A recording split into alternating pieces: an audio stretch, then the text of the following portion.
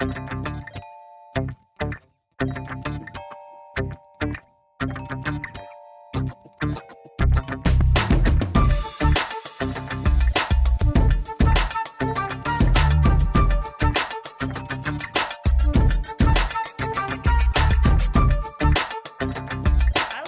Hi. How are you?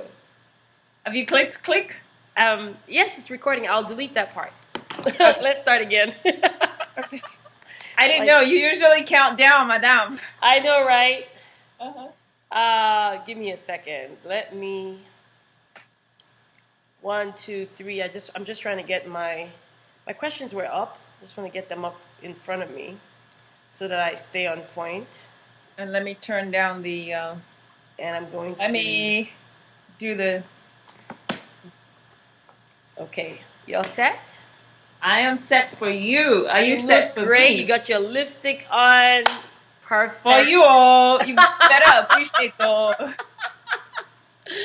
I'm trying to keep up with all those Facebook sexiness you throw out Girl, there. leave all that It's stuff. That hard. one night easy. One Some lady of calls us it some of us packaging. are suffering.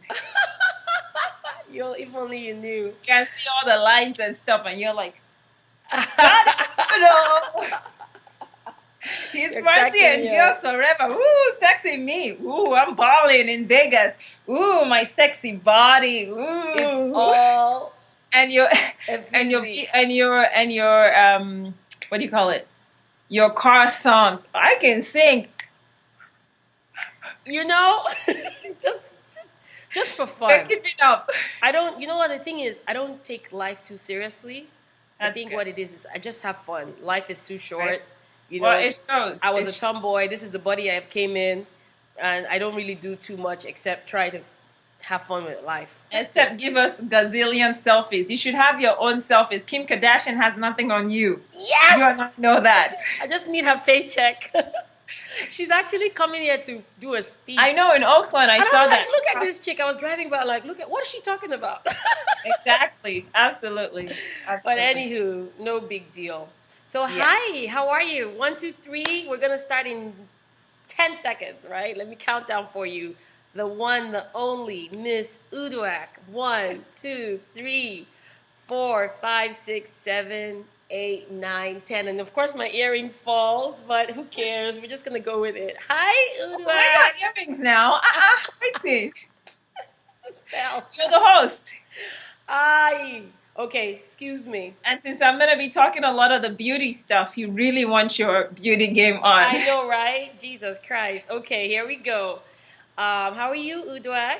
I'm doing well. Thank you so Welcome. much for hounding me till we made this happen. I was I like, know. there will be no rescheduling, no postponement. This will happen. We so made this happen. I'm happy. Grateful. Thank you. You Thank are you. on the spotlight today, and Yes. you are on because I find you incredibly amazing, inspirational, and I'm sure by the time we're done, our viewers will agree that I'm right. Thank you. So tell me, you're in the elevator and you run into someone like me. I'm just, novice in the elevator. Who are you and what do you do? If I run into someone like you, I would say I didn't know I had a sister because I read your book and I felt like I was reading my life back spelt right to me. I've never experienced that before. So I would Wow. tell you in particular that, whoa, like I have a sister somewhere out there and I had no clue that I did. I mean, Wow. your life story is essentially mine with a few accentuations here and there, but very, very similar. Wow. But to the general public, who am I? I'm a motivated, go-getter, fiercely focused woman who believes that I was put on this earth for a mission, and that mission is to make a difference. And I was then blessed with the special tool, the tool of advocacy, Yes. and to use that advocacy to make a difference in the lives of people, particularly women and children. That's me in a nutshell. That's amazing. That's amazing. Obviously, I've followed you. I've listened to some of your interviews on your blogs and your radio show. I've read some articles you've written in your magazine. You're a lawyer. You're a model. You're so much more than these few minutes can capture. But what I love about this show is just an opportunity to spotlight people that I find inspirational. And I know that, again and again, I will have the opportunity, God willing, to interview you again to find out where you are going, because you have so much to unveil is the word, to unveil to the world, because you're so multi-talented. And of course, I do see what you mean. I see myself in you, and it's really amazing, this opportunity that I've had to interview people. I learn a lot, and I know today I'm probably going to learn a lot. I met with someone a little bit ago, and she told me that she calls herself every woman, so she sees a little bit of herself in every person she speaks to, and I think I see that in you as well. So, what is the motivation and inspiration behind the force? You, Lady Brill Uduak, what is the motivation? Wow. I think it still goes back to what I said, that the social justice issues affect me, and particularly when we're talking again about women and children. I was born in the U.S. I grew up in Nigeria, specifically Lagos, Nigeria, and in growing up there, witnessed a lot of things that I thought should not be happening to young girls, yes, as well as women. And I made a decision at that early age that I was going to be at least that catalyst for change when it came into improving the lives of all mankind, yes, but even more specifically women and children. So that's what drives me. That's what motivates me. That's why I'm able to take all the different skill sets God has helped me, both advocacy, creativity, all kinds of different skill sets, but just have everything channeled towards where I'm trying to go. So that's how I can answer that in a nutshell. That's amazing. That's amazing. And again, you have so much going on. And this is a question that I didn't ask or let you know that I would ask. But how did you get started? If you could just tell me. In law or in what? In advocacy, how did you get started in that? Advocacy really came from both writing as well as becoming a lawyer. I've always written all the time, journaling all the time. And then I realized that people paid attention when I wrote, but not only did they pay attention, they were affected by what I had to say, whether good or bad. And my real break was when I had the opportunity to write I contributed articles prior to in college, and then even more so in law school. And then post-law school, I had the opportunity to write about San Francisco Fashion Week. It was the first time San Francisco was having its Fashion Week, and I was commissioned by the publisher I was writing for at the time, who said, "Hey, could you please write an article for me?" Even before we formed an actual formal relationship. Wow. I wrote the article, got a lot of attention and buzz, and then I had opportunities offered to me to become a contributing journalist, contributing writer. In the meantime, in college, and since I was a kid, I've always been on debate teams, formed debate teams, debated for my school. I went to law school, I still debated. So always sharpening my advocacy skills. And because I knew, ultimately what I was trying to do. And then not only that, we just recently had the Supreme Court make a ruling with respect to same-sex marriage. Well, I had the opportunity as a law student at Georgetown, taking appellate advocacy classes and trial advocacy classes, but particularly appellate advocacy, to go before the Supreme Court and be in that room to see all this esteemed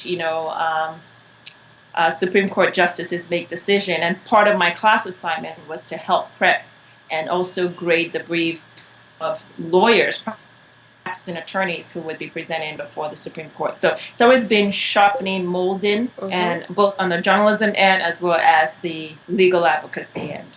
That's awesome. That's awesome. So where do you envision yourself in the next 1 year? And I ask only 1 year because a lot of people have a lot going on, but 1 year is really, it's close, even though it seems like, far, but it's really close. So, it is close. It's right around the corner. Yeah. Well, I'm hoping two things happen. The first one is that I have my book published. Okay. This year. It's not an option. I have to. So the book is a book focused on the African market and the diaspora. It's the first comprehensive music law book for Nigeria's music industry and entertainment industry as a whole.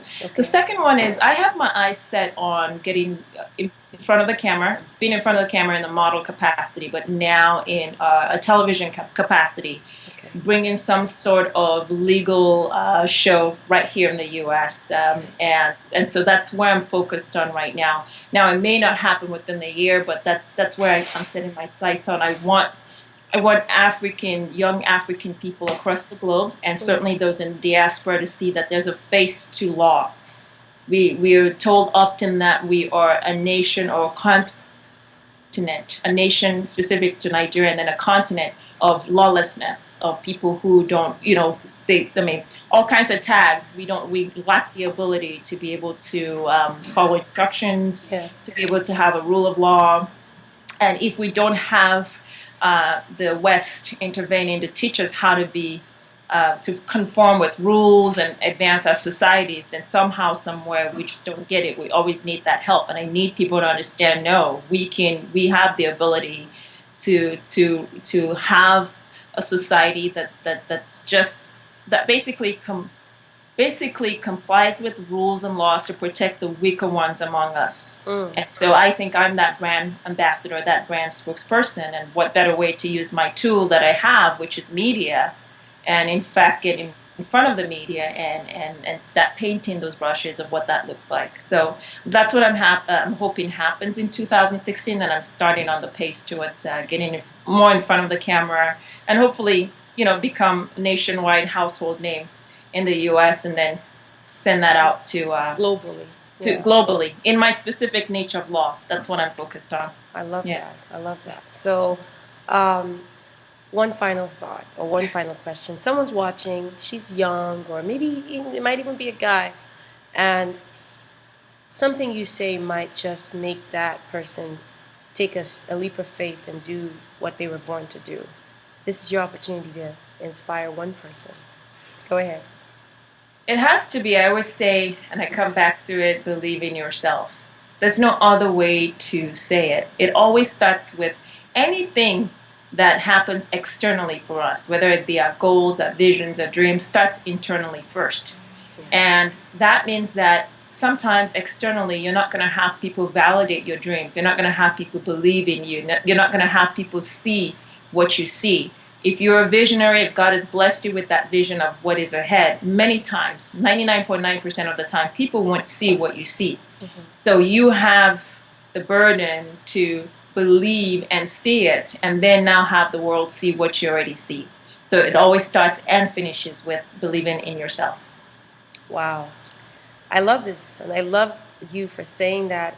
And I think that's one of the reasons why I do this, or why I decided to just stumble forward with this idea of having conversations with people, because every single person I speak to has inspired me to reach even deeper and keep pushing. And you just pushed me over the edge today. That's true. To really, like you said, if people don't see it, you know what God put in you. You know there's something burning inside of you.